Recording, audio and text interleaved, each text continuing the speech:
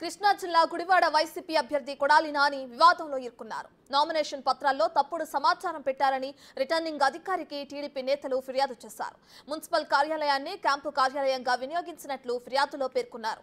ఇక భవనం అద్దెకిచ్చినట్లు అధికారులు ఇచ్చిన పత్రాలను ఫిర్యాదుకు జతచేశారు. అయితే ఏ ప్రభుత్వ కార్యాలయాన్ని వినియోగించుకోలేదని కొడాలి నాని తన అఫిడవిట్లో రాసుకొచ్చారు.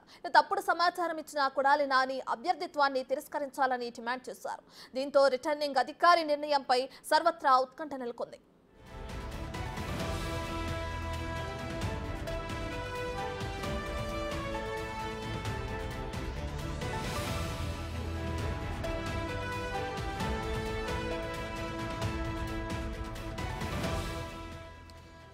కృష్ణా జిల్లా గుడివాడకు చెందిన వైసీపీ అభ్యర్థి కొడాలి నాని వివాదంలో ఇరుక్కున్నారు. అయితే కొడాలి నాని అభ్యర్థిత్వాన్ని తిరస్కరించాలని టీడీపీ డిమాండ్ చేస్తుంది. దీనికి గల కారణం ఆయన నామినేషన్ పత్రాల్లో రిటర్నింగ్ అధికారికి నిర్ణయంపై సర్వత్రా ఉత్కంఠ నెలకొంది. నామినేషన్ పత్రాల్లో తప్పుడు సమాచారం పెట్టారని రిటర్నింగ్ అధికారికి అటు టీడీపీ నేతలు ఫిర్యాదు చేయడం మనం చూస్తూనే ఉన్నాం. అయితే దీనికి సంబంధించి ఒక కార్యాలయాన్ని ఆయన వాడుకుంటున్నారని, దానికి అద్దెకిచ్చారని కూడా ఫిర్యాదులో పేర్కొన్నారు. అయితే భవనం దేనికి నేను వాడుకోలేదని, ప్రభుత్వ కార్యాలయాన్ని నేను వినియోగించుకోవట్లేదని కొడాలి నాని చెప్తున్నారు.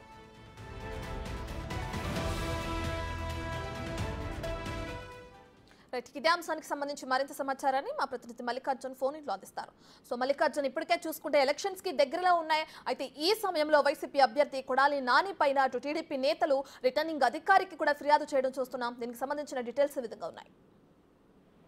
రత్న, నిన్నటితో కూడా నామినేషన్ కు సంబంధించిన గడువు ముగిసింది. ఈ రోజు స్ఫూర్తి కార్యక్రమాన్ని కూడా అధికారులు ప్రారంభించారు. దీంట్లో అభ్యంతరాలు ఏమైనా ఉంటే కూడా పార్టీకి సంబంధించిన నేతలు ఫిర్యాదులు చేస్తా ఉంటారు. దీనికి సంబంధించి ఉమ్మడి కృష్ణా జిల్లాలో గుడివాడకు సంబంధించి ఈ రోజు స్కూట్నీ కార్యక్రమం జరుగుతూ ఉంది. దీంట్లో వైసీపీ తరఫున కూడా ఎవరైతే ఎమ్మెల్యే కొడాలి నాని కూడా నామినేషన్ వేయడం జరిగింది. ఈ నామినేషన్ పై కూడా టీడీపీ నేతలు అభ్యంతరం వ్యక్తం చేయడం జరిగింది.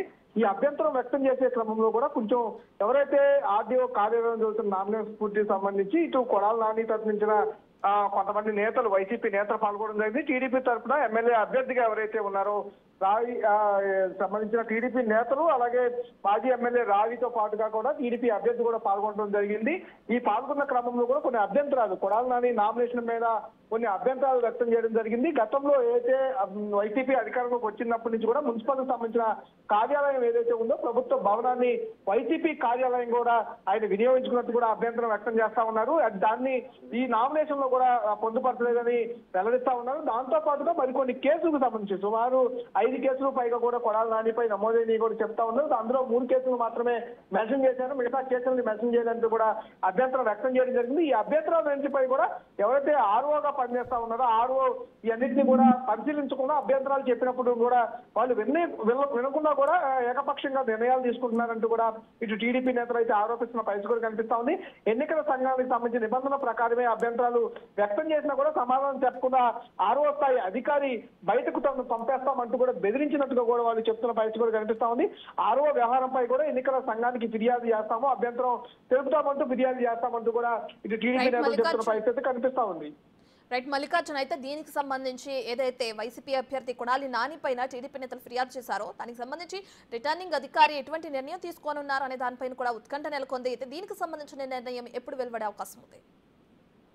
ప్రస్తుతం నిర్ణయానికి సంబంధించి తీసుకుంది. దానికి సంబంధించిన అఫిడవిట్ ఏదైతే ఇచ్చారో, ఆ నామినేషన్ ఏదైతే ఇచ్చారో అని అప్రూవల్ చేస్తూ కూడా, సంతకం చేస్తూ కూడా ఆరో నిర్ణయం తీసుకోవడం తెలియజేసి నిర్ణయం తీసుకున్నారని కూడా ఇటు టీడీపీ నేతలు కూడా చెప్తున్న పరిస్థితి కూడా కనిపిస్తా ఉంది. మీ టీడీపీ నేతలు ఏదైతే అభ్యంతరం వ్యక్తం చేస్తా ఉన్నామో ఆ అభ్యంతరాలను పరిశీలించుకున్నా కూడా, అభ్యంతరాన్ని పరిష్కరించుకున్నా కూడా ఆరో వైసీపీ కార్యకర్తగా పనిచేస్తున్నారంటూ కూడా తీవ్ర ఆరోపణలు చేశారు. నిర్ణయం అయితే తీసుకోవడం అయితే జరిగింది. రత్న, రైట్ మల్లికార్జున్, అయితే ఇప్పటికే చూసుకుంటే టీడీపీ ఏ అవకాశం దొరికినా కానీ ఆచితూచి ముందుకు వెళ్తున్నట్టు కూడా మనం చూస్తూనే ఉన్నాం. అంటే వైసీపీ అభ్యర్థులను టార్గెట్ చేస్తూ కూడా ముందుకు వెళ్తుంది. అయితే ఇప్పుడు నామినేషన్ పత్రాల్లో తప్పుడు సమాచారం పెట్టారు కొడాలి నాని అని కూడా టీడీపీ నేతలు విమర్శించడం కూడా మనం చూస్తున్నాం. అయితే దీనికి సంబంధించి వైసీపీకి ఏదైనా మైనస్ అయ్యే అవకాశం కనిపిస్తుందంటారా?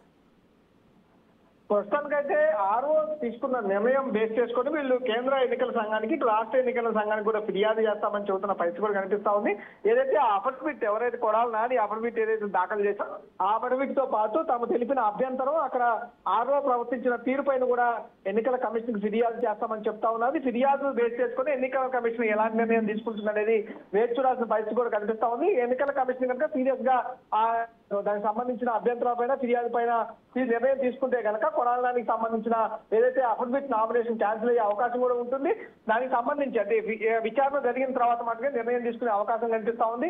ఈ టీడీపీ నేత అయితే క్లియర్ గా ఏదైతే నామినేషన్ దాఖలు చేశారో కొడాలి నాని నామినేషన్ సంబంధించి మేమైతే అభ్యంతరాలు తెలిపాం, కానీ ఆర్ఓ మాత్రం వైసీపీ కార్యకర్తగా కూడా వ్యవహరిస్తా ఉన్నారు.